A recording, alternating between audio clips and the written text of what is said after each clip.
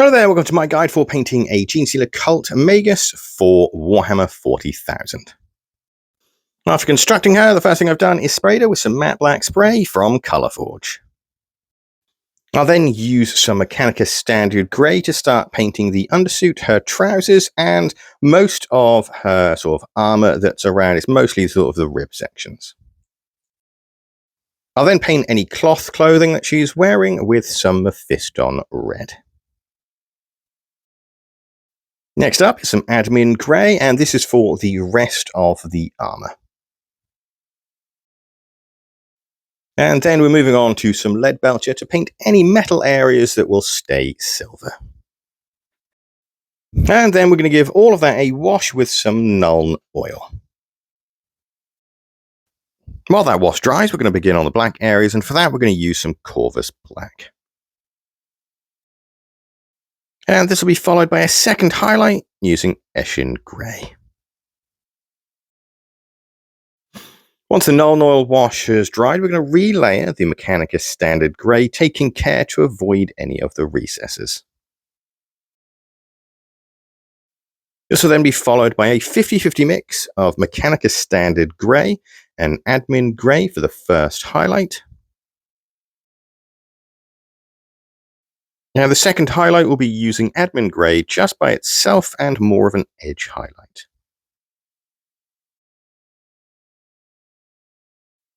Moving on to the red, we're going to begin by relayering the Mephiston Red. Once again, we're going to take care to avoid any of the recesses. Next, we'll use a 50-50 mix of Mephiston Red and Wild Rider Red for the first highlight.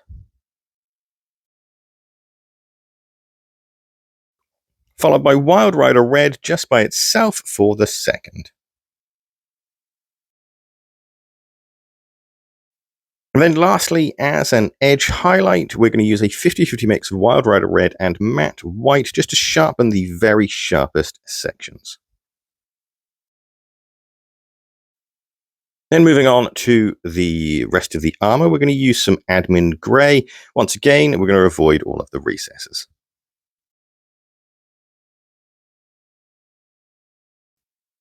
We'll then use a 50-50 mix of Admin Grey and Matte White to give all of those sections a highlight. We'll move back to the Lead Belcher and give that a highlight with a 50-50 mix of Lead Belcher and Stormhost Silver. Followed by Stormhost Silver just by itself.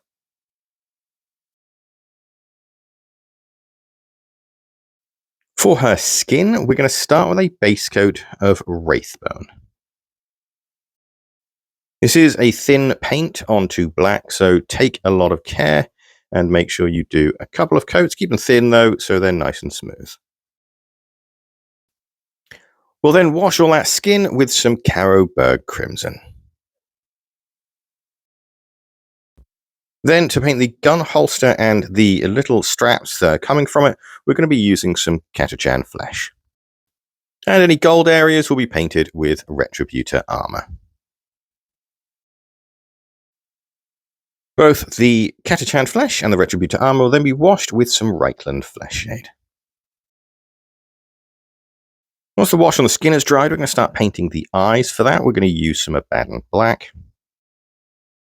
This will be followed by Matte White. And then finally, Abaddon Black again for the pupils.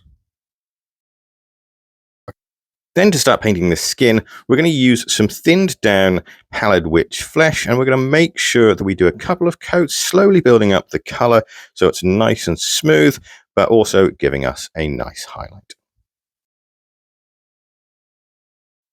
To highlight the Catachan Flesh, we're going to use a 50-50 mix of Catachan Flesh and Knight's Quester Flesh. And this will be followed by Knight's Quester Flesh just by itself. For the gold, we're simply going to relayer the Retributor Armor to begin with, and follow that up with a 50-50 mix of Retributor Armor and Stormhost Silver. Then I'm going to use Caliban Green to paint her blade. This will then get a highlight of a 70-30 mix of Caliban Green and Uruk Flesh, followed by that same mix but at a 50-50 ratio. We're also going to do those little vials that are dangling on the belt. And then we're going to use Uruk Flesh for a final edge highlight and just to give a final highlight to those vials. There's a few gems dotted about. For that, we're going to use Screamer Pink.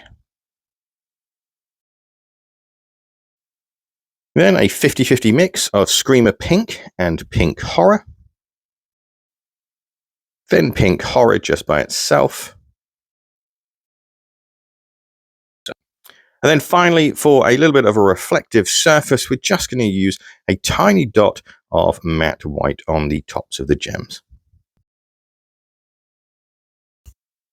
With the painting now out of the way, we're going to start on the base. For me, I'm going to be using Astro Granite, as that's going to mix in with the rest of her army. Once that has dried, I'm going to give it a dry brush with some grey cere, but you can use admin grey if you don't have any grey cere to hand.